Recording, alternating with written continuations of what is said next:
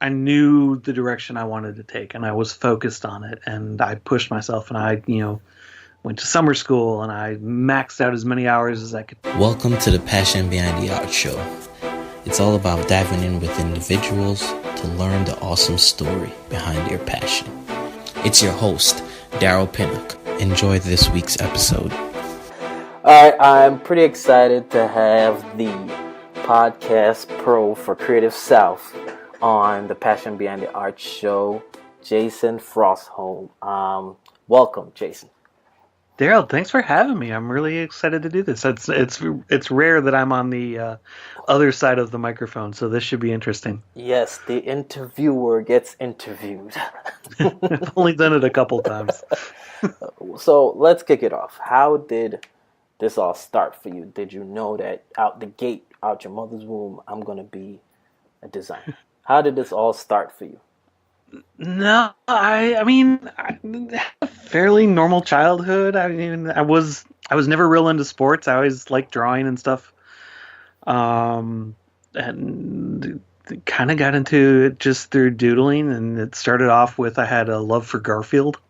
So I always drew Garfield a lot, and then growing up in the 80s, there were a lot of this director named Savage Steve Holland who made movies like Better Off Dead and One Crazy Summer. Then like all of them had John Cusack in it. Okay. And in the movie One Crazy Summer, John Cusack wants to be an artist, but his mom wants him to be a basketball player, and he's horrible at it. So he drew, and he wanted to be an animator, and he drew all these little things, and it just really inspired me. And I started drawing more and more and trying to figure out what my own style was, which, however many years, 30 plus years later, I'm still trying to figure that out. But, that's kind of how I got into it. And then went to, high school and was in central Kentucky, in the middle of it. Really moved there, and it was a small town where everybody had already grown up together and all that. Oh. So I was kind of the outsider. So I took every art class I could, and I was when you get towards your junior and senior year, when you can start adding more and more electives in, was basically asking them to make up art classes for me, which was just basically me taking extended 3-hour days in the art room and just drawing and painting and all of that stuff. And I had a buddy at the time, actually a couple buddies at the time who were also into art. And one of them was on the swim team with me. And I don't know how he came about it. He was like, I really want to get into advertising. Oh. So I was like, maybe that's what I want to do. And started kind of looking into that when then we moved my senior year of high school to Augusta, Georgia, which I was just telling you off air that, I went to high school there, and started college, finished my senior year up, and started college in Augusta, and right out the gate declared advertising as my major. Oh. But I wasn't focusing on the art side. And really you couldn't get into the art classes until after like your first year anyways. You had to go through all the core level stuff, and they were pretty strict about how that did. But I was drawing constantly and all that.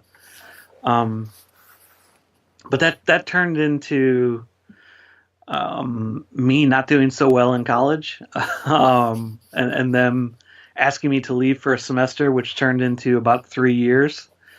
And after that 3 years, I decided real quickly I did not want to be the meat department manager at Winn-Dixie or be putting together golf cart suspension stuff for the rest of my life. I was definitely not good at the putting together golf cart suspensions. I think I was okay at being a butcher, but I didn't really enjoy it. So my parents had moved down to where I live now here in the Mobile area, and I just basically called them up hat in hand because they had, I won't say they had cut me off, but they were not going to pay for school anymore after my proving that I wasn't very good at it or good at being responsible for it. And moved out here and got back in school. And at that time, I don't know what had made me decide that I wanted to be a graphic designer. There wasn't anything really specific that made me decide that. Okay. But I knew I wanted to do something with art. Started taking art classes and had been a Mac user since I was 10 years old. We literally had like the Mac SE Plus was our first computer. Wow. And saw that they were doing art stuff on computers and was like, well, that makes sense to me. And then that's kind of where things started off. So went to University of South Alabama. Once I got back in school, I graduated in 3.5 years. So I like to tell people that even though I took a really long break, I graduated much quicker than most people do. But at that point I was older. I was, I didn't get back in college till I was 21. Okay. So I knew the direction I wanted to take and I was focused on it, and I pushed myself, and I, went to summer school and I maxed out as many hours as I could take. And, my senior year of college, aside from working as the lab assistant, the graphic design lab assistant at the university, I didn't have a job. My job was school. And being the lab assistant was perfect because basically I was up there all the time anyways. So now I was just getting paid to do what I was going to be doing anyways. Right. So yeah, that's how the short story long of how I kind of got into it. Cool. So, sometimes I always hear like the different stuff designers did before they got into design. It's just always crazy, like the odd jobs and the paths we take. Like, but I think you took the cake by being a butcher. Mm-hmm. I think you took the cake. Yeah, it was. I can't say it was a choice. It was what was available. And yeah, it was an interesting job. It was, it taught me a lot about customer service. I will say that is even when somebody's a jerk to you, you got to be nice to them. Right. And definitely humbled me. That was for sure. But yeah, it was an interesting job, and one that I'm glad I don't have to keep doing. Right. Totally understand, man. And usually those jobs are usually not choices. They're usually I will say I would much rather be a butcher than I would go back and have to do putting together those golf cart suspensions. That was just grueling and very demeaning because there was always somebody who had a chip on their shoulder who was above somebody else, and gotcha. Lots of Napoleon complexes going on all the way from the top down. Gotcha. So what would you say was the hardest struggle in before you even got to being the podcast editor at Creative South? Oh, geez. The hardest job. Yeah, I think we're very to experience. I think we're all very lucky, in that we don't have a really hard job. We get to play on computers all day. We get to draw all day. We might have to deal with some challenging personalities from time to time, and I think that's where the biggest issue comes from. Or we might get in positions where we're not doing necessarily what we thought we would be doing. In my first job out of college, I worked for a printing company doing pre-press. I was a production artist. So that wasn't, it certainly wasn't the most rewarding job, but I learned a heck of a lot of stuff. I learned proper production technique, and I learned about separations and about bleed and about, trapping things and, what a rich black was versus just a flat black, and how to build for that. So that it taught me a lot of basics. So I mean, I think with every job that you have, those struggles that, while they may suck during the immediate time, you usually learn something from them. Or if you're doing it right, you should be learning something from them. That's true. And when you said like one of the things you learned was customer service, I think probably more than anything else, that's probably what I took from all these other jobs that wasn't design oriented. Mm-hmm. Just what did you do when you were coming? I was a laborer for electrician. A lot of mine was in the construction field. Was it? Yes, because when I started out on my journey, I wanted to be an architect. Oh, okay. So a lot of that was I was a laborer for electrician, worked at Subways at one point. It was right across the street from my college, so it was just like, duh. See, you were an artist then. It was just a sandwich artist. I guess you could say that, but that's probably anywhere else. I think that's where I learned most of the customer service. Just being able to keep that cool face dealing with hungry people. Mm-hmm. So that was probably the toughest part, you know. But what else? I think everything else was very architectural based until 2010. Sure. What made you switch? Well, the thing is, I started architecture. I had the college that I was going to, because it was architectural based. I was going there. They found me a job after a certain amount of credits. That's a part of the curriculum. So after a certain amount of credits, they find you a job. Found me a job. It wasn't working out there, so I had to leave that job. And during that span of time, I just caught on to graphic design. Oh, really? And it just fascinated me. At that time, I was completely terrible. And it just fascinated me. And then eventually they found me another job. So between 2006 and 2010, I was just been doing it on the side. Oh, really? So even when I was going to this engineering drawing plans, I was doing graphic design on the side. And eventually it just completely switched when I had to relocate. Because all this time I was living in New York. Oh, okay. Yeah, so, but that's basically how I just caught love of it and just put in some sweat, because I didn't go to school for it.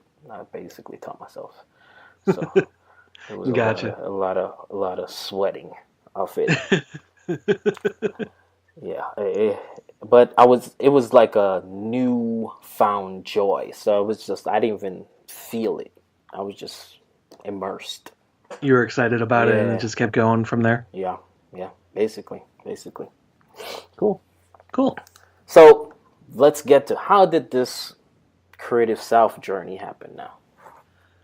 So Creative South, and I've told this before, so I'll give you the condensed version of leading up to it.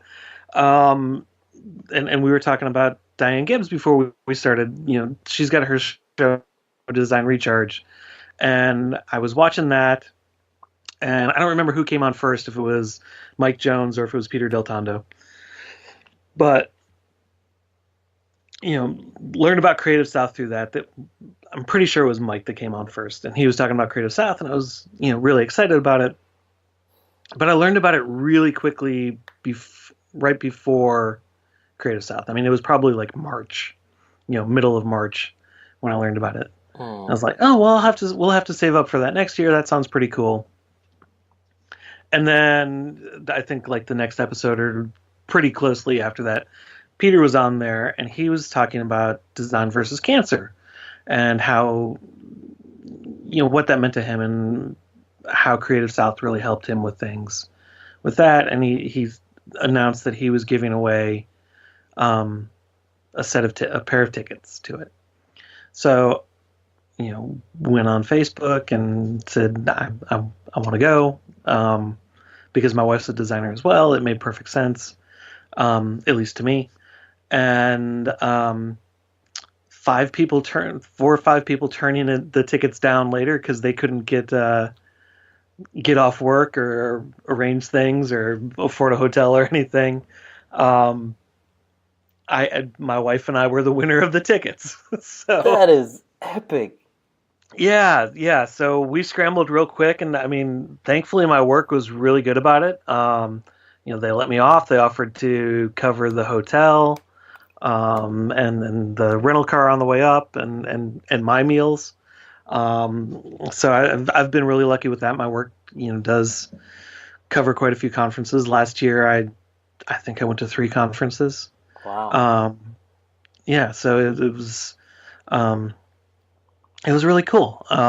So that's how I fell into it, and then met Peter, made friends with him, made friends with like Lenny Terenzi and a few other people there, and stayed in contact with them through the rest of the year. Literally didn't see Mike the entire time I was up there until we were leaving. We had to leave early because it was such last minute that we couldn't get things arranged where we could have our parents, like my parents watched my parents watched my kids the first 2 days, and then the next 2 days my wife's parents were watching the kids, and they had already had plans and stuff like that, so we were rushing back home and didn't get to stay for the full Saturday of the conference. But as we were walking out the door, I saw Mike, and I just stopped him and shook his hand and said thanks, and then in typical Mike Jones fashion, he got me in a big sweaty bear hug. Not that he's always sweaty, just during Creative South. Yeah. You can ask anybody on staff. We're always all running in different directions. And then it just, so that year was interesting because my wife and I were really wallflowers that year. Because we really didn't know anybody. Right. At that point, I hadn't even met Diane face to face. I'd been interacting with her for about a year on social media, but hadn't met her face to face. So she was the only real person that we sort of knew up there. And so that first year we were really wallflowers and kind of kept to ourselves. And I think part of that was good because neither my wife or I are the biggest social butterflies. We're both kind of introverted, a little shy. So it was getting a feel of it and trying to come out of our shells. And then the next year we went again, and we were much more gregarious and much more outgoing and able to talk with more people, and had developed basically internet friendships with a bunch of people. Cool.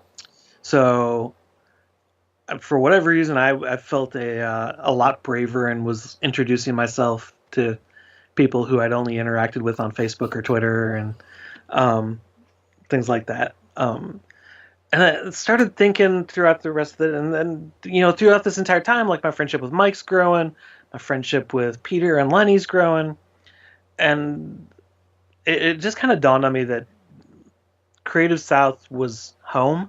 And I felt like it had given us a lot of something, and wanted to give back. And at the same time, another friend of mine who does podcasts, who lives here in town, Johnny Gwynn, he's been a guest on my show as well. He had started a podcast studio and had been pestering me for a while about, you need to do a podcast. And I couldn't think of anything that I had to say. All right. I loved and the reason he pestered me is because he knew I love podcasts. Like, I listen to them all the time. I've got 4 or 5 that are in my standard rotation, and then I switch out different ones and try to bring in new things. But so he kept trying to pester me to do that, and I just started thinking about it throughout that summer. And I don't know, it's relatively quick, like October, November-ish. I reached out to Mike and was like, what would you think about doing a podcast? And I kind of laid out what I wanted to do. And I was like, my two favorite podcasts that are always in my rotation are WTF with Mark Maron and the Nerdist podcast with Chris Hardwick. And they're both, long form interview shows, but they're more conversational than they are interviewee.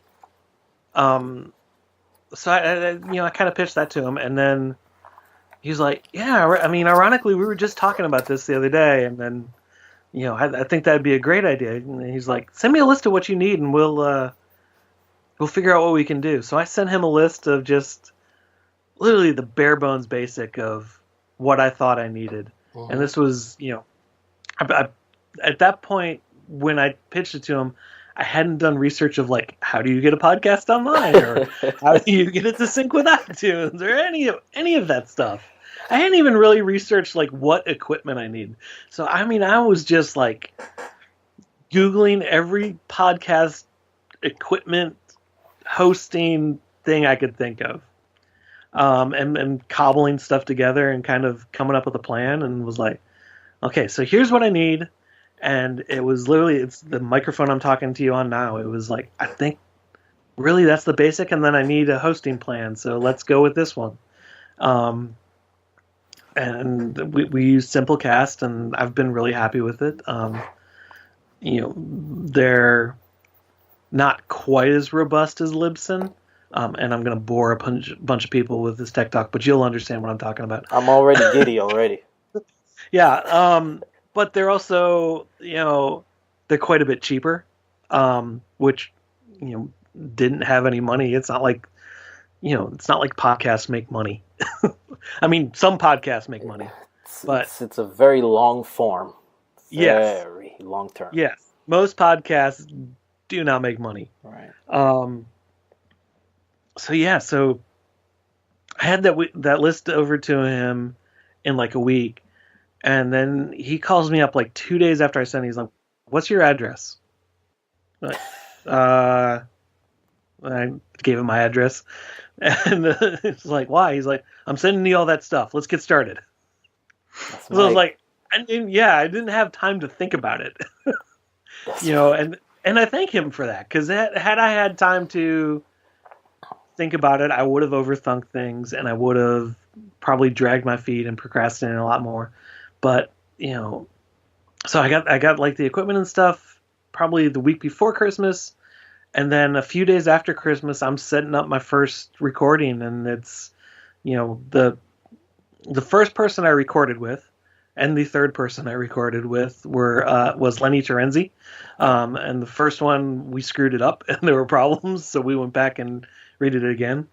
And then I talked with Mike, and we put out Mike's episode first, since he's co-founder of Creative South, and then we put out Lenny's, and then I reached out, and I still think it took balls of me, and this is no reflection on the guest, but I think it was probably one of my worst episodes, just because I was so nervous. I reached out to Fraser Davidson, who, if y'all don't know Fraser, he's this incredible animator and designer and illustrator, based out of the UK. He's done tons of stuff with ESPN and NCAA, and partnered with, he does a lot of sports branding stuff, and he's just really cool. So, while we had interacted on Twitter, like we followed each other on Twitter, but that was it. I mean, so I reached out to him and got up at, I think, 5:30 in the morning to do an interview with him, because he's, based in London, and I wanted to, be conscious of his time and not have him up at 3 in the morning.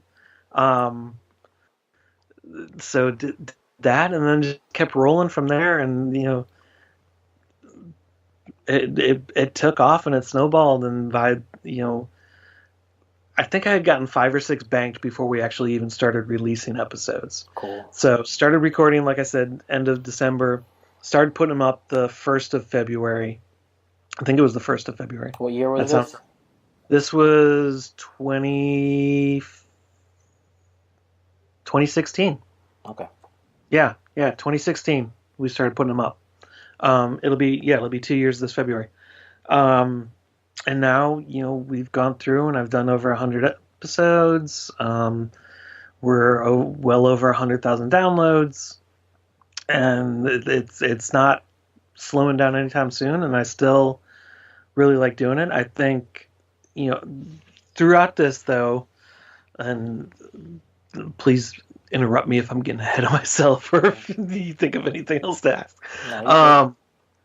One of the things I did is, and this was not a smart thing, I I overextended myself, and I was recording so many episodes, and then I went to a conference and recorded a bunch of mini episodes. So I was, it started off, I was releasing one episode a week, and then pretty quickly I had such a backlog, and I was recording so much. I mean, there was a time where I was recording 3 or 4 episodes a week. So that backlog, even putting out one, I was still piling up and piling up. So I started putting out 2 episodes a week. And then come like August of that year, I had all those mini episodes. I still had such a backlog. I started putting out 3 a week. And I had started cutting back a little bit on how many I was recording. But I was, keep in mind, this is the first year of me doing the podcast. I was already getting burned out. I can imagine. So, trust me, I know. Yeah. I'm sure you can. I mean, it's a lot of work that goes into these. And I mean, you got to edit them, you got to piece them together, you got to make sure the album artwork's up, you got to wrangle people to get them. There's a lot of work that goes into it. But I'd really burned myself off, and I had enough of a backlog that I took the entire month of December and January off from recording. Wow, that's awesome though. That you it is, but then that shook my confidence. And I got in my head. I was really nervous about getting people booked again. And I felt like this weight of responsibility of, I've got to get this stuff out. I've got to get more out. Do I need to keep up at this point? And I don't remember who I talked to. I talked to somebody. Oh, I know who I talked to. I talked to Jordan Schiller, who's over at Real Thread. And we were talking about not podcast stuff. We were just, I don't even remember what we were talking about, but I told him, kind of what was going on. And, he was like, dude, I think you need to go back to 1 episode a week. I think you're putting out too many and people are not going to want to listen. Like, it's just overwhelming, and you need to give listeners a break, and that'll help your numbers, and, give yourself a break, and that'll help you. And so I just made a decision right after that conversation. The next episode I put out, I was like, we're going back to 1 episode a week. We're putting out 1 episode a week. I appreciate everybody turning in, but I can't keep running at this pace. I've got a wife, I've got kids. I would like to spend time with them. Plus, at this time, I was starting to ramp up and try to get freelance work in, which is something I hadn't really done much of before that. So okay. I needed to find a way to balance everything, and I'm still trying to figure that out. But yeah, so now we're back to 1 episode a week. When Creative South rolls around again, we'll have bonus episodes of stuff that we record there. But I'm gonna try to stick with 1 episode a week, unless somebody finds a way to start paying me full time to do more. I mean, which is a hint. If you want to pay me full time to do more, I would love to. Anyone. Yeah. That's awesome though, because my question is, why did you start to lose confidence during that break? Do you know? I think it was because I wasn't talking with people, and I wasn't booking people, and when I started booking people again, like I sent and I've changed my process, and part of me changing my process of how I book people was directly related to that. Before, what I was doing is I would send out an email, and I literally would send it out to one person, and I'd give them like, I'm available this day and this day and this day, and then I'd wait for them to book it. And then I would send out another email. I'm available this day, and this day. And at the most, I could send out like 2 people and kind of do alternating dates to book them. And it just, I'd sent out a bunch, and I wasn't hearing anything back. And as you know, can be very stressful. And I was like, well, maybe we've jumped the shark and nobody wants to be on the show anymore. Or maybe Right. Not interested. I'm not going to be able to book people, and it just I'm definitely one of those people. I am very guilty of I get in my head way too much. And this was one of those cases, and I got a case of the yips, and Gotcha. I just I hadn't talked to people in so long that I was nervous going back into it. It was almost like starting over. And I'm sure that you've recorded enough episodes where you can go back and listen to your first one, and you probably cringe at it compared to what you do now. Right. Because I know I do. I mean, I can go back 10 episodes and go, ugh, then man, why did I do that? And it just, it was all that stuff that just got to me and got in my head. And I see. I had to get back on the horse of recording episodes, booking more people, and all that stuff to kind of work it out. And then, I mean, I still get nervous whenever I'm calling someone I've never spoken with before to do the podcast. I still get nervous. I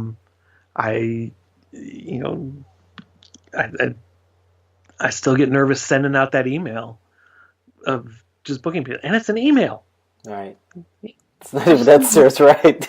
There's really nothing. The worst they're going to say is no. Right. Then you just move on to the next one. So I changed my process, and I went out and I found I don't know what you call them, but basically a booking software that I can send out to as many people as I want. It gives them a list. I set my dates of when I record now. So now I record on Thursday evenings when I get home from work, and then I'll do Sunday either in the morning or after dinner. So I'm recording Sunday before my kids get up or after dinner. On a 90-day cycle where it's 90 days out. It sends off to people, and they can pick which time and when is best for them, and it eliminates that hassle where now I can send it out. I can send it out to 15 people if I want to. What software is that? Calendly. I'll send you a link when we get done. And it's just been great, and it's it integrates with Google Calendar, and it's it saves a lot of hassle and a lot of headache, and I can start scheduling that. And now I'm booked. I'm booked through October, and I'm starting to book into November. Awesome. So that worry of, oh God, am I gonna have enough people to fill this month, has gone away. That's like so cool, man. That sounds good to have a booking software, because when we get done, I'll fill you in on all the nerdy stuff so we don't bore your audience too much. Yeah, but it's just like, because the biggest, I think that the conflicts of times is because I interview a lot of not just creative people, but they're creative too, but how my podcast started was with musicians. That was kind of my hack into the music, because your gateway in. Yeah, because that was kind of like a hidden passion, and I have a lot of other projects that's not design oriented with music and stuff like that. So that was kind of like my hack in, and a lot of them, like the easiest ones to deal with, were unfortunately outside of the U.S. And so I know what you're talking about. Waking up 5:30 in the morning to interview someone like in Sweden and all this stuff. So it was that's probably. But I right now, how my process set up, I'm basically catering to the guest. Sure. As you know.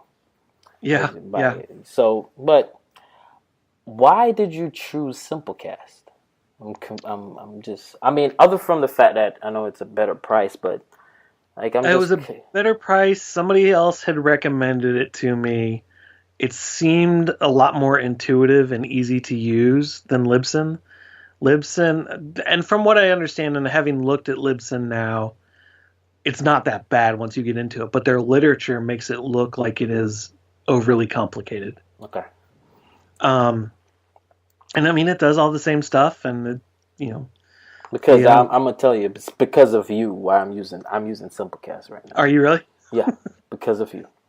Yeah, it's easy, isn't it? Because I was using SoundCloud before, but the Yeah, and problem with SoundCloud that, is so the biggest issue for me was that it couldn't automate, and yeah. that There's no killed. automation to it, and it's a pain in the butt. And I don't even post my stuff on SoundCloud anymore. Like, Like I had started off, and yeah, you know, I would post my stuff on Simplecast, and then go manually put it on SoundCloud. And I just started looking at analytics and all. Nobody will ever listen to it on SoundCloud. Nobody. Like I throughout the history of all of my things, I probably have 15 listens directly through SoundCloud. And I was like, why am I wasting time on this? totally So, understand. So yeah, I so just yeah. wanted to let you know that it was because of you. I'm using Simplecast now because Well, I'm glad I could help. It's easy, isn't it? I mean, Scotty was like Scotty was like, Daryl, use Libsyn. Tried to yeah, go Scotty over uses to Libsyn. tried to go over to Libsyn, and I was like intimidated immensely, and I was like just dabbling around, getting ready to make a move, and I checked out, and I was like, what? I listen to Creative South. What do they use? Because it just always looks so clean. So I had to do a little digging, and then I realized that you guys used and I was like, Simplecast. Dude, you could have just emailed me. It would have Yeah, saved you a lot of but time. you see, the thing is, and that's the truth. And a lot of that I don't really figure out and realize until you are doing a podcast and you realize that all you got to do is really talk to people and Yeah. reach out to them. You know what I mean? No, I'm the same way. That fear of reaching out to people has always held me back. And I mean, it still holds me back a lot. But I will say doing the podcast has helped with that a lot. Yes. Because it, it forces me out of my comfort zone where I have to go out and I have to talk to people and I have to be able to, you know, carry a conversation if the person that I'm talking to is nervous, not to make myself look good, but to make them look good. Right. I mean, that's the hardest job of hosting something, I think. And I'm sure you've found it that way too, where you've probably had interviews where you're just like in the middle of it going, oh, this is really rough. And we're not going to call anybody out. I know it was you, Dylan. I'm just kidding. I love you, Dylan. Yeah, it happens, and it's you gotta still carry it, and sometimes those episodes end up being shorter than the usual ones. They do. And then it's interesting though because I've had interviews where it started off really rocky, and I thought it was going to be really bad, and it ended up being good. And it ended up being good, and it's I think for me, and this is going off on a tangent, and it's literally for me going off on tangents actually helps me have a better interview and better conversation. Like I don't go in with like I have a set format for the show. Right. And it's you've listened to the show. It's you talk about early life, you talk about school, you talk about early career, you talk about how you got into where you are now, and then you wrap up with, hey, what's exciting going on? It's not rocket science. I mean, you listen to a ton of interview shows, and that's kind of how they do it. Right. But if I was to sit down and write out 10 to 15 questions to ask people, I know me, I'm going to get stuck in those questions, and I'm not going to I'm going to stop listening because I'm going to be focusing on how do I get to the next question versus me actively listening to someone and having that conversation and being in the moment and allowing things to go off on tangents. And that makes a lot better conversation. So to get back to what I was saying is, I've had interviews where they started off really rocky, but because I hadn't set up a list of questions and all that, and I was listening, I picked up on something that somebody repeated like 3 or 4 times. And I was able to follow up with that and ask them about that. And then they opened up, and it ended up being a really great conversation. Right. So, which is true. And I mean, like, I want that format, and I would like to say getting feedback from different guests, like they feel like that's what's happening. Like we're just having a conversation, and I've heard from listeners they like that. They want to feel like they're in the room of 2 people having a deep conversation to see what they can grasp from it, what they can get from it. And I think, like, I listened to an episode from Tim Ferriss, and it was he was interviewing Cal Fuseman. I don't know who that is. I mean, I know who Tim Ferriss is. I don't know. He's a great interviewer. So he's like a master question asker. So he's interviewed like celebrities and stuff like that. Right. So and this is Cal Fuseman. Yes, he's interviewed like Mike Tyson, like Muhammad Ali. Like he's a lot of the old school type interviewing, but just his thought process and the questions, and it just really burked me, and like just to think about how to grab someone and just have a conversation versus just like boom bum bum bum bum bum bum bum bum. Yeah. So yeah, no, that's exactly it is. If I lay out those questions, it's going to be that bump bump bump bump bump bump bump. And I know me enough to know that I'm going to get stuck in that trap of not allowing myself out if I have questions. So I go in blind. I don't have questions. I mean, I do a little bit of research, but we're graphic designers. There's not a heck of a lot you can. We're not celebrities. Was it Von Glitchka said, being a famous graphic designer is the equivalent of being a famous plumber. Nobody outside of the plumbing community, or graphic design community knows who you are. So, I can go tell my mom, oh yeah, Aaron Draplin, he did this and this and this. It's and just like, mom's gonna go, who? I think you have a better chance, to be honest, like these well-known designers by us, like you have a better chance getting the outside world's attention if you tell them what they've designed first. Mm-hmm. Because 9 times out of 10, they'll know something that these popular designers did. Like like for example, Mackie Saturday. Like if I tell them, okay, the Instagram, the logo type, or I tell them Silk, like my mom drinks Silk, and I tell her, oh, I know the guy that did that. They're like, oh, really? That's cool.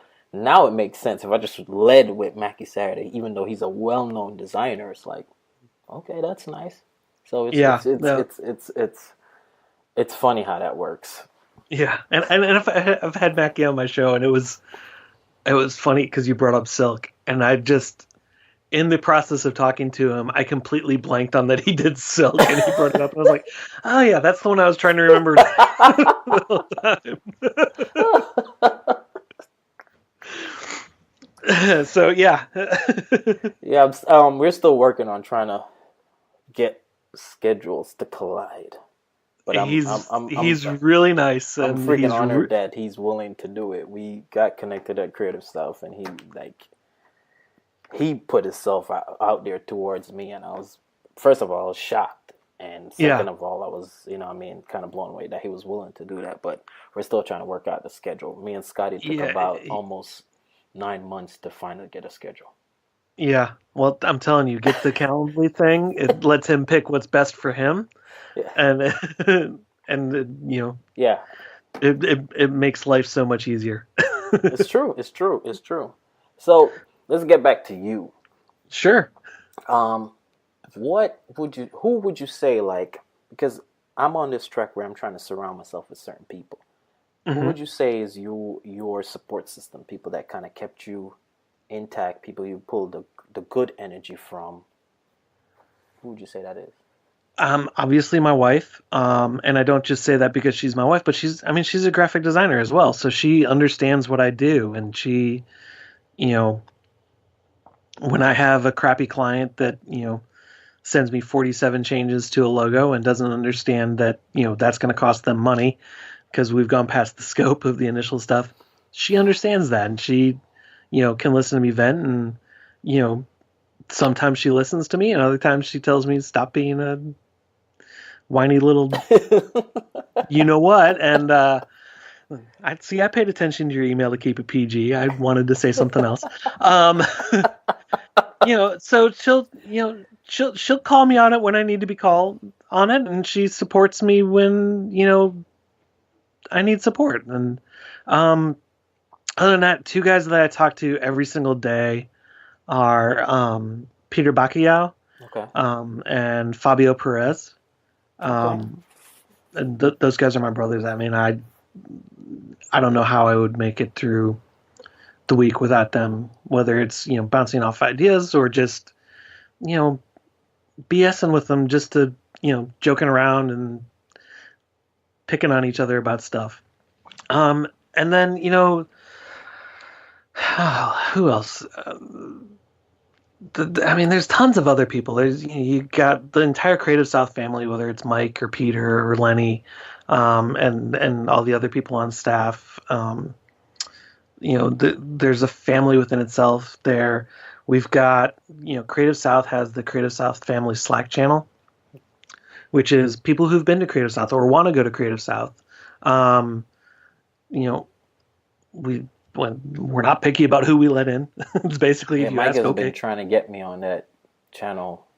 He's been telling me about a Slack that he needs me to get on, and I'm like, okay, sure, Mike, send me the link. But Mike, He hasn't sent it to you? Okay, I'll Mike send it is to you when we get busy done. beyond measure, and I will send it to you when we get done. And for your listeners, if you want to be part of the Creative South Family Slack channel, just email me. It's jason@creativesouth.com. And I will hook you up. I'm an admin on there, so I can add people. So those are the big ones as far as in our design community, and then friends, family, right, all the normal support that everybody else has. So what is that dynamic like because I don't have no idea what that's like to have a spouse. I'm married. To have a spouse that's in the same field and kind of like understands this motion of what you're trying to do. It's great.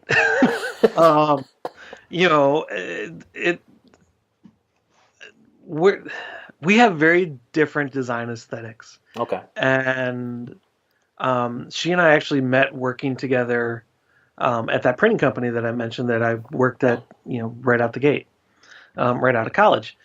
And, we didn't start dating for another year or so after I actually left that company. But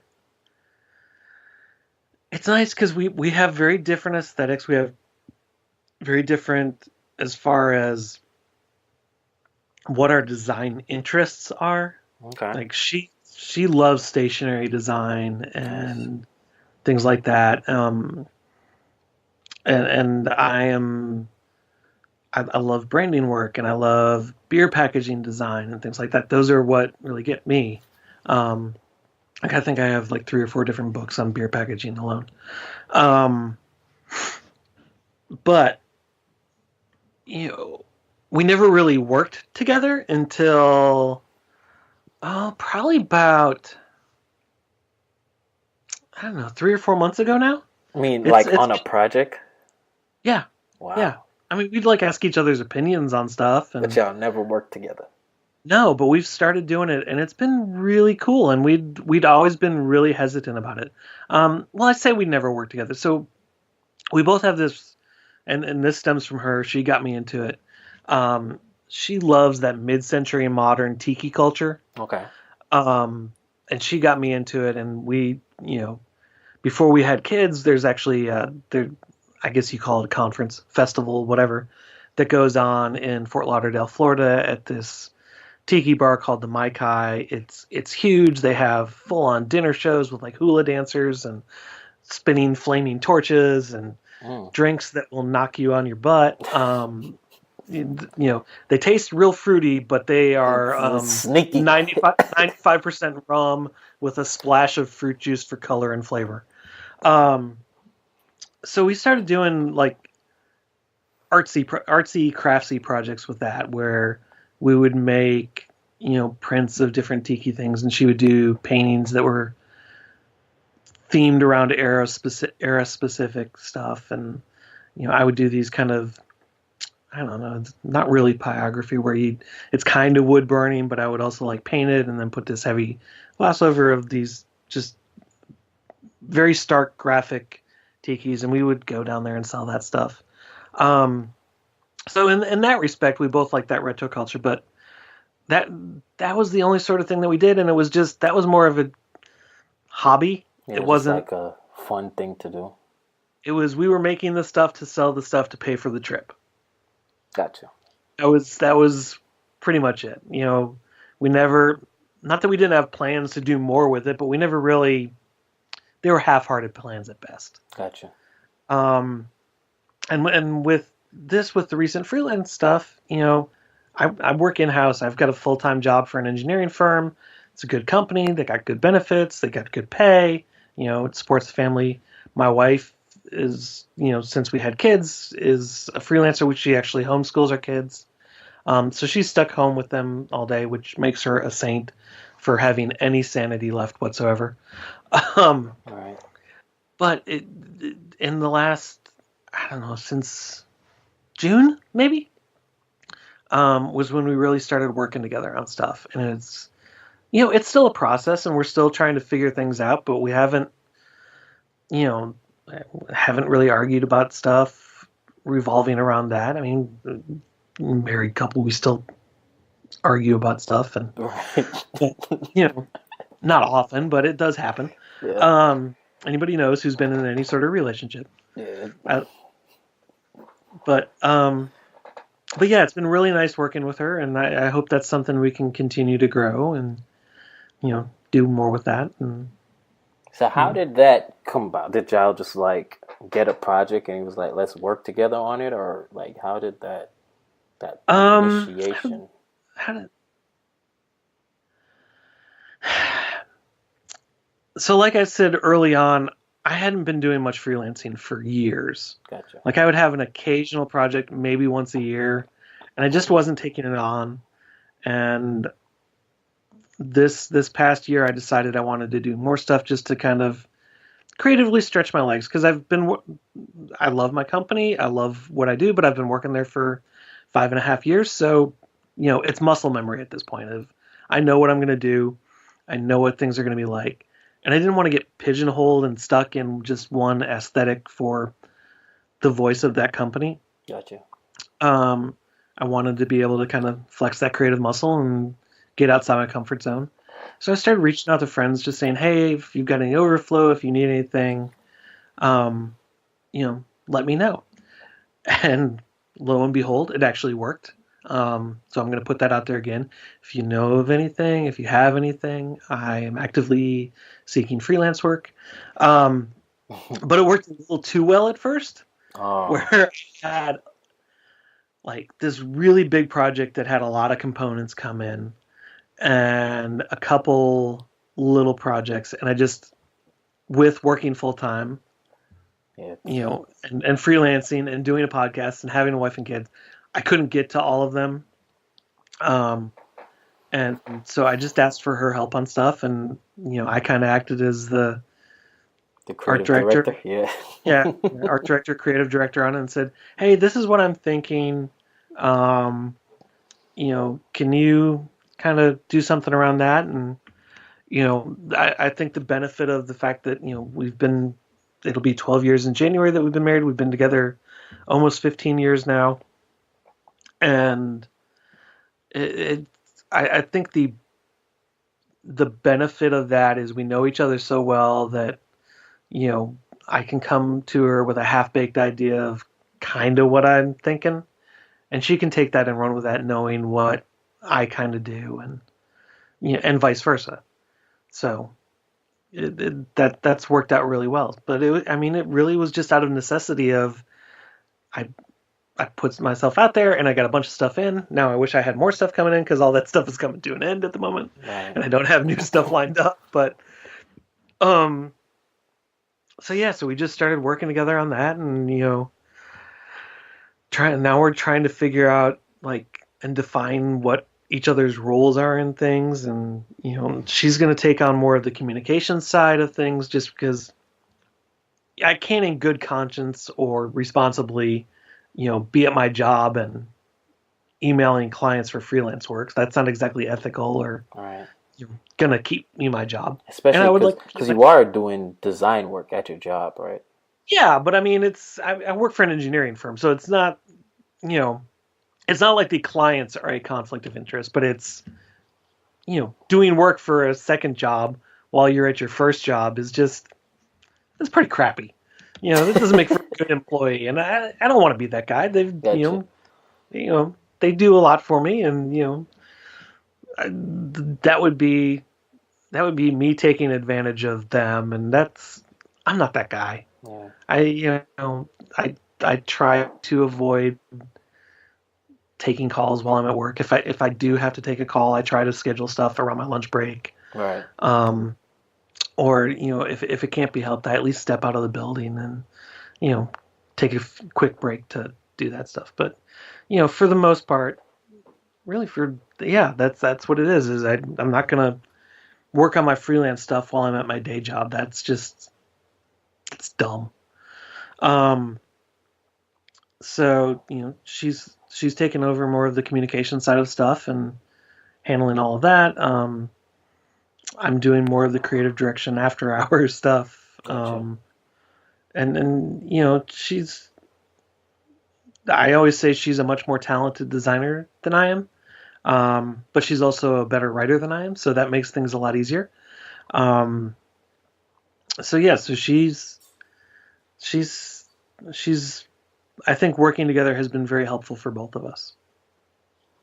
That sounds good. Yeah. I'm hoping to get to that point. Yeah. Because mine is a better writer than me. Is she? Yeah. And I think because I know how important writing is, even as a designer, it's very important. Oh yeah, and I'm terrible at it. Like I've never been good at it. It's not something that comes naturally to me. It's all the ideas get way too jumbled up in my head, and they don't come out right. So I'm much happier to have somebody do it for me. Makes sense. So the job that you work at, it's an engineering firm. Mm-hmm. Yeah, I'm creative director for we're an industrial engineering firm. And like I said, I've been there. 5.5 years. Be 6 years in May. But it's industrial engineering, so it's very linear, very everything's very masculine. There's definitely a set aesthetic.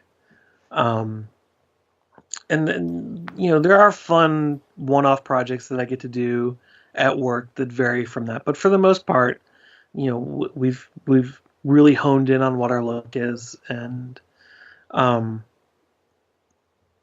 it's that sort of thing. Okay. So is this something that this is you're content with being at your job? Yeah. Okay. No, I like having. I mean, like I said, I got kids and all. I like that stability. Right. I like knowing that I've got a paycheck coming in every week, and I'm not having to rely on chasing somebody down who's 30 days late on their paying their bill or 90 days late, or worrying about when the next job is going to come in. I like having insurance. That's a very helpful thing. Yeah. Especially when you got little kids. Right. So yeah, I like that, and I think it's a nice balance. Makes sense. Cool. Because there's the trend of everybody going independent, which I mean, I can't say I never fantasize about it, but I also like safety and stability. So, what I say is that, if someone asked my advice, I would say, listen, I'm not telling anyone that you should start a business or you should work for someone. I'm telling you, all I'm telling you is to get into something that you enjoy doing. Mm-hmm. You know what I mean? Just find a way to get into something. So if that means working somewhere that you like what it is, go do that.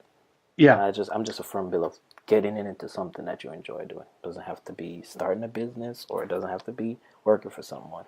No, not everybody's, Yeah, not everybody's a number one. Yeah, not everybody's a number one. Not everybody needs to be a freelancer. Right.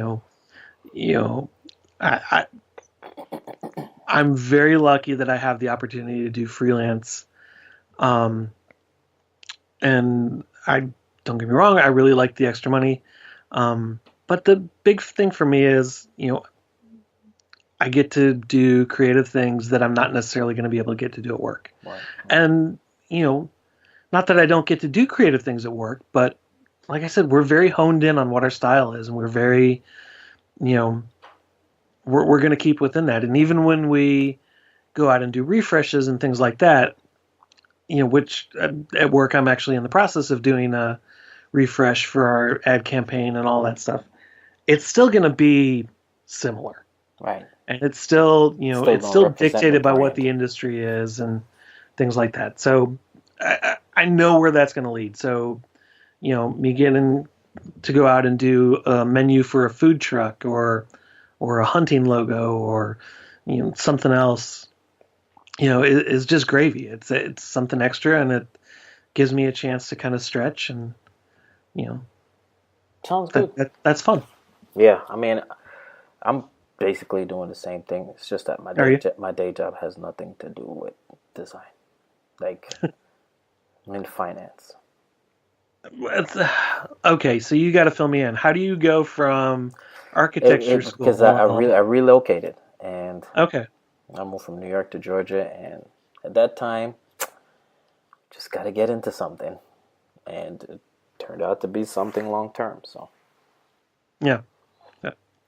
Well, keep at it, and I'm sure you'll find something. And there seems to be. I'm not really at the point of like it's a problem or I'm complaining. I mean, I kind of have my routine, kind of know where I want to go. So sure, it's a means to an end, and we got a lot of goals, got a lot of plans, and it's helping us get there. I mean, that's why. So I'm not even like so emotionally connected to the plan. It's like, oh, should I do this? Should I do this? Yeah, no, I understand. I think we've all had jobs like that. Yeah, so. But so what's next? What is next for the podcast? What's next for Jason? What is next for the podcast? What can I talk about? Got some cool guests coming up. Oh, cool. I'm talking with Joe Bosack. Thursday, like it won't go out Thursday, it'll go out in about a month. Man, isn't that a good feeling? Yeah. I've done it the other way around, and that's terrifying.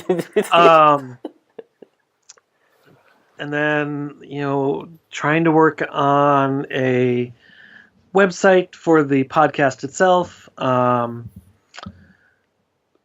Hopefully getting a little newsletter launched for that sometime soon. And then it's a matter of finding time for all that stuff. Right. And then what else? Creative South is 6 months away. Around the corner. So gearing up for that. Trying to line up stuff for other podcasters at Creative South this year. Trying to figure out the logistics behind all that stuff. When you say line up for other podcasters, explain that. So, I'm trying to think of who all we've had. So last year, we had Masters of One, right. Film Scouts, myself, and then Mark Hemian and Jill Buchelman were wandering around with their video camera doing the Undo podcast a little bit. Okay. Or video cast. I don't know what they were calling it at the time, because it was more of a video cast that sometimes they would strip the audio out of and put it on iTunes. Right. So they were wandering around and doing that. So this year we're gonna, bring in some different podcasts. Okay, cool. I'll still be there. And then I don't know who else we're gonna have back. That's we're still working on all that stuff. And that's cool. Still working out all the details of how all that's going to work, and we've got we're working on something that's pretty exciting, but I can't talk about it, so I feel weird teasing it. I will tell you about it when we get off air. Yeah, so that's what's exciting going on with the podcast. As far as with me, yeah, trying to find more freelance work just to, you know, it'd been so long since I did it. I have the bug now, and I want to do more of Nice. it. So yeah, if you need, I'm on Dribble, so you can find me there and find my work. And there's plenty of cool stuff. And hoping to take a little mini vacation sometime in October with my wife and kids, and head down to my parents own a condo down at the beach, so it's a nice free stay. What beach? Orange Beach, Alabama. Okay. So, like Gulf Shores, all that. So, yeah, so trying to head down there and just take a weekend off and relax and not have to worry about too much. Other than that, not a ton exciting. Picking out Halloween costumes for the kids. Yeah. Getting them to clean their room. So advice. What advice would you have for creatives? Or, I mean, other from, I'll just let everybody know that listen to this. Like, you guys have to go to Creative South. You don't have to be a designer. Go to Creative South, and everything will change for you. So, I would definitely give that advice.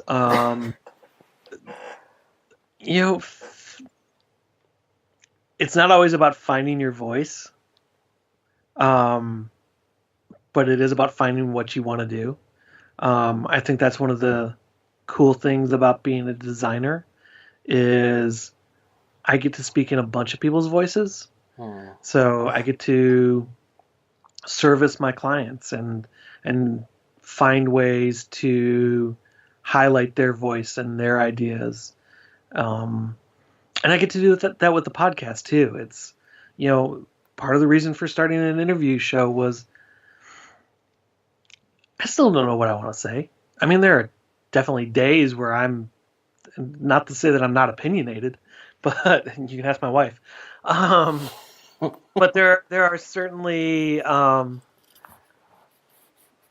people who are much more interesting and have much more interesting paths than I do, and I get to allow them to share that, and that's a real privilege and an honor.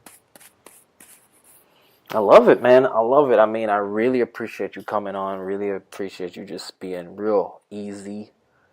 I didn't feel. No, well, thanks. I really appreciate you having me on. This has been a lot of fun. Yeah, man. I like your vibe. Oh, thank you. I enjoy the podcast, and I want nothing but great things to happen for you, man. Well, thank you. I've getting ready for this when you asked. I had heard of your show before, and I think I'd listened to like maybe one episode of Fitting Stuff In, but I've binged a bunch. That's why I made the Dylan joke, because I just listened to Dylan Menges his episode today at work, and I love Dylan. Dylan was probably one of my favorite people to talk to for the podcast. Yeah, I still talk to him like he's a good dude, man. Yeah, he's so solid and just so easygoing. But you can tell he's got that fire in his belly, and if you did him wrong, it would come out too. But yeah, so I listened to that one today, and I got Bob Ewing in the queue, and I've got a few more, but I really like what you're doing, and I kind of bounced around in the ones that I'm listening to, and I can really see the growth from when you started to where you are now. And it's really good, and keep at it. Oh, appreciate it, man. The feeling is mutual. Thanks again for coming on the podcast. And I want you to enjoy the rest of your day. Thank you. I appreciate it. Thanks for chatting with me tonight. All right. You can always connect with me at DPCREATES on Instagram or Twitter. If you ever want to have a conversation, ask a question, that's DPCREATES at Instagram or Twitter. Thank you for listening to this week's episode. I hope you enjoyed it. I would love to get your feedback, so please leave a review on iTunes and keep sharing the podcast on social media. Be blessed.